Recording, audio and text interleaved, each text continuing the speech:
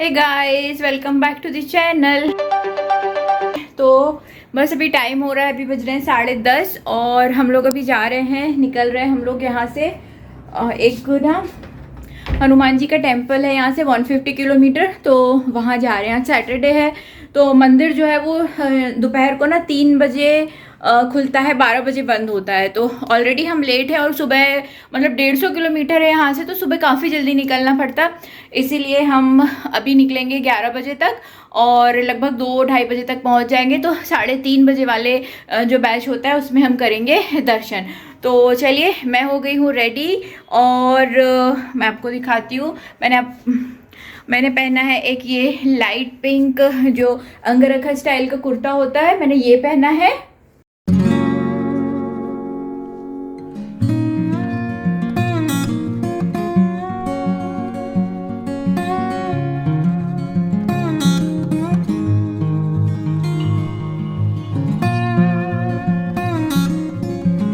ये कुर्ता मैंने अमेज़ॉन से लिया था, काफ़ी अच्छा कुर्ता है, गर्मी के हिसाब से एकदम ही परफेक्ट है।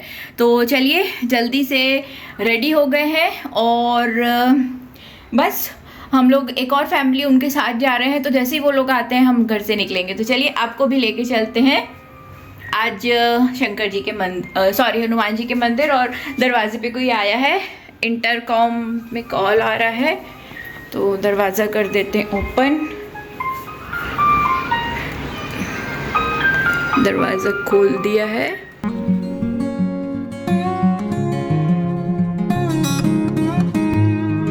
लगभग 11:30 बजे हम अपने घर से निकल गए थे और पहले ही मैं आपको बता चुकी हूँ कि 3:30 बजे मंदिर दोपहर को वापस से खुलेगा, तो हमारे पास काफ़ी टाइम था, हम आसानी से 3:30 बजे तक पहुँच सकते थे। तो सुबह के जो काम थे वो भी मैंने अपने सारे ख़त्म कर लिए और अब हम मंदिर जाएंगे, दर्शन करेंगे और टाइम से हम घर वापस आ जाएंगे और शाम के काम भी मैं बहुत आसानी से कर सकती हूँ। तो ये जाने के लिए एकदम ना परफेक्ट टाइम था। अगर काफ़ी सुबह की शिफ्ट में दर्शन करते तो बहुत सुबह हमें निकलना पड़ता और फिर वीकेंड भी था, सैटरडे था, तो भीड़ रहती ही है, इसीलिए टाइम लग सकता था।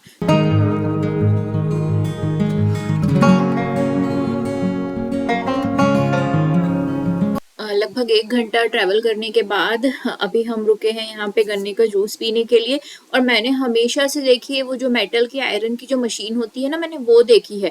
ये मशीन मैंने पहली बार ही देखी है, इसलिए इसको कैप्चर करना तो बिल्कुल जायज़ था और इसलिए मैंने इसको कैप्चर कर लिया। तो बस गन्ने का जूस एंजॉय करेंगे और उसके बाद फिर अपनी डेस्टिनेशन की तरफ हम आगे बढ़ेंगे।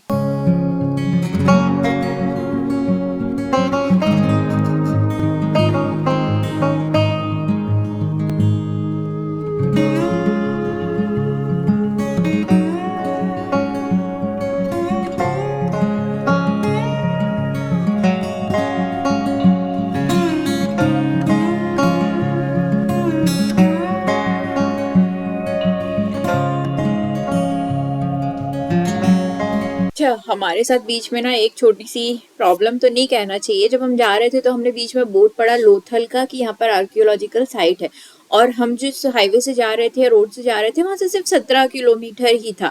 तो हमने ले लिया टर्न लोथल के लिए, लेकिन हमारा लगभग 1 घंटा बर्बाद हो गया और वहाँ पर कोई भी आर्कियोलॉजिकल साइट नहीं थी और बहुत सारी जगह आपको बोर्ड देखने के लिए मिल जाता है। तो प्लीज़ अगर आप जा रहे हैं सारंगपुर का हनुमान टेम्पल और अगर आपको लोथल का बोर्ड दिख रहा है ना, तो प्लीज़ अंदर जाने की ज़रूरत बिल्कुल भी नहीं है, क्योंकि वहाँ पे आपको कुछ भी नहीं मिलता। वहाँ पे कुछ कंस्ट्रक्शन का काम हो रहा है, पर क्या हो रहा है ये बिल्कुल भी नहीं दिखता है। और पहले कोई म्यूजियम था जो अब बंद हो गया है।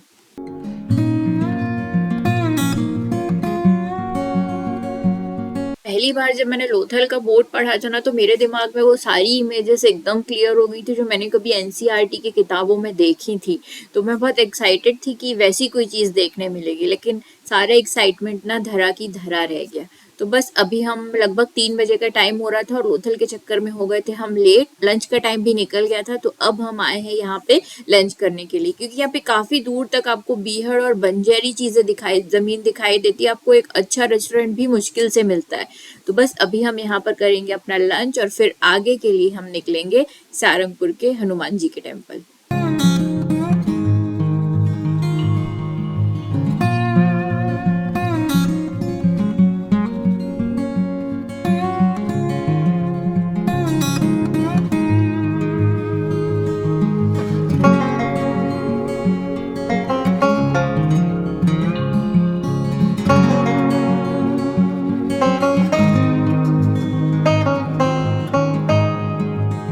हमने जहाँ लंच किया था वहां से टेम्पल सिर्फ 20 किलोमीटर था, इसीलिए हमें 10-12 मिनट ही जाने में लगे थे। तो बस 10-12 मिनट में हम यहाँ पहुंच जाएंगे। और इस मंदिर में जो बहुत इम्पोर्टेंट बात है तो वो ये है कि जो सब मंदिरों से एकदम अलग है कि यहाँ पर ना मतलब हनुमान जी के चरणों में ना शनि देव है, और शनि देव की जो मूर्ति है वो एक स्त्री के रूप में है। तो इसकी कहानी आप गूगल पर जाके बहुत इजीली पढ़ सकते हैं, क्योंकि शनि देव के प्रकोप से बचने के लिए जब लोगों ने हनुमान जी की आराधना की थी ना, तब हनुमान जी यहाँ पर प्रकट हुए थे और कहा था कि जो अब हनुमान जी की आराधना करेंगे उन्हें शनि देव जो है ना शनि देव का जो असर होता है वो नहीं होगा। तो इसीलिए यहाँ पर शनिदेव स्त्री के रूप में उनके पैरों में है। तो आप जरूर देखिएगा। और बस मंदिर हम पहुंच गए हैं, गाड़ी हमने पार्क कर दी है। हर जगह बोर्ड लगे हैं, आप बहुत इंग्लिश में और गुजराती में आप हर चीज आसानी से यहाँ पर पढ़ सकते हैं। तो अभी हम जा रहे हैं यहाँ पर मेन टेम्पल की तरफ, और ये फैमिली जिनके साथ हम गए थे। तो चलिए चलते हैं आगे। और मंदिर में अभी बहुत ज्यादा भीड़ थी, मतलब नॉर्मली शनिवार था तो इतनी भीड़ होना तो यहाँ पे ना जायज ही है। तो चलिए मंदिर में अंदर चलते हैं और करते हैं भगवान के दर्शन।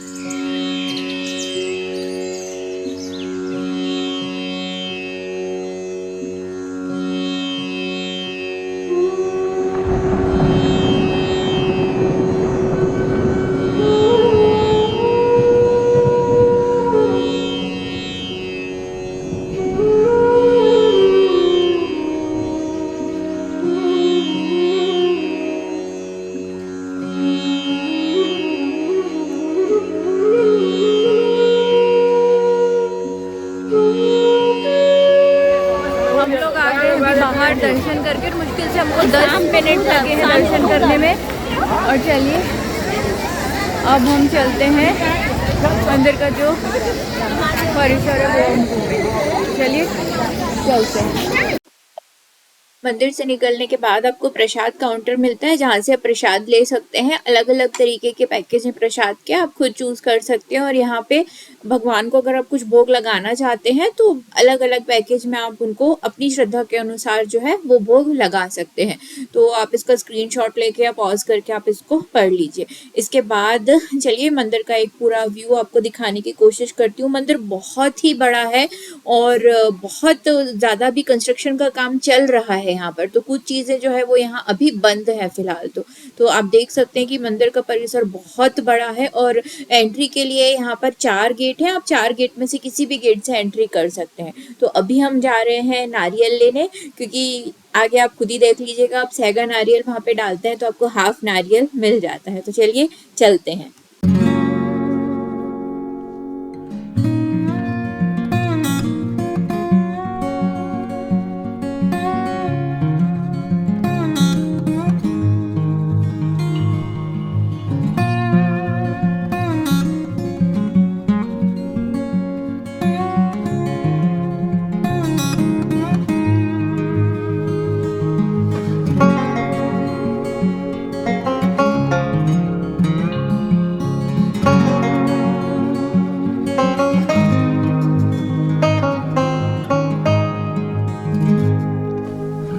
आगे आने पे यहाँ एक स्टोर है, यहाँ पे कोई भी धार्मिक कार्य से रिलेटेड चीज आपको मिल जाएगी।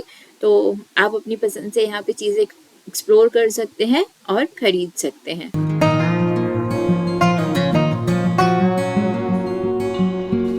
मंदिर के गेट के बाहर भी छोटा सा मार्केट है। अलग अलग गेट के बाहर आपको मार्केट मिल जाते हैं, जहाँ से आप सामान खरीद सकते हैं। यहाँ पर खाने पीने की कुछ दुकानें हैं, तो आप अपने हिसाब से यहाँ पर एंजॉय कर सकते हैं।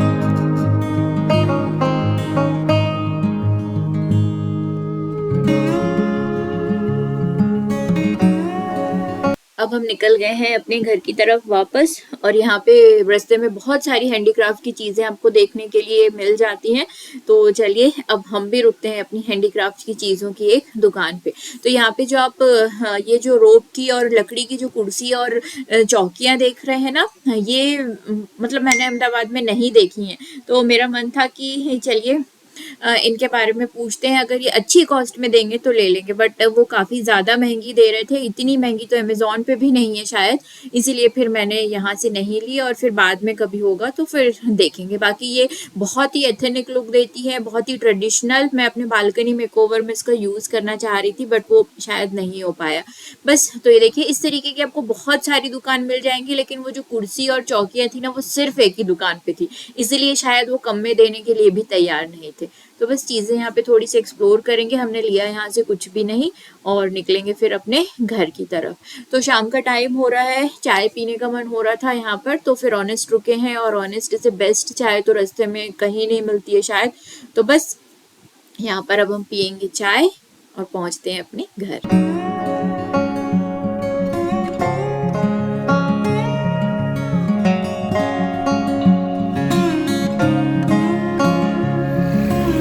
रहा है, अभी बज रहे हैं 9:15 और जस्ट हम आए हैं अभी वापस। तो हम यहीं सेकंड गेट पे उतर गए थे, भैया लोगों को भी लेट हो रहा था तो फिर वो चले गए। चलिए अब चलते हैं ऊपर और देखते हैं कि क्या खाना है अब।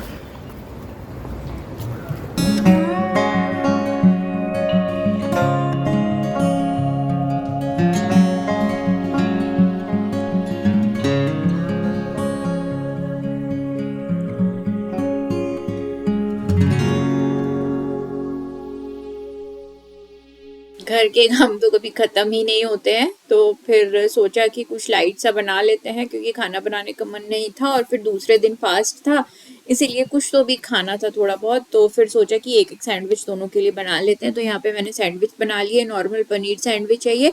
और सुबह मैं बटर बना के गई थी, मक्खन तो जो है उसको मैंने गरम कर लिया है ताकि वो ठंडा हो जाएगा, तो मैं अभी इसको भर दूंगी। अब गरम गरम भी इसको डब्बे में भर सकते हैं, बस खुला करके आप छोड़ दीजिए और अधर में ठंडा हो जाएगा। ताकि यहाँ पे मैं घी छना दूंगी और बर्तन दे दूंगी मैं अपने डिश वॉशर में, और डिश वॉशर में सुबह के चाय के और कुछ नाश्ते के बर्तन है, तो सारे बर्तन एक साथ ही जो है वो क्लीन हो जाएंगे।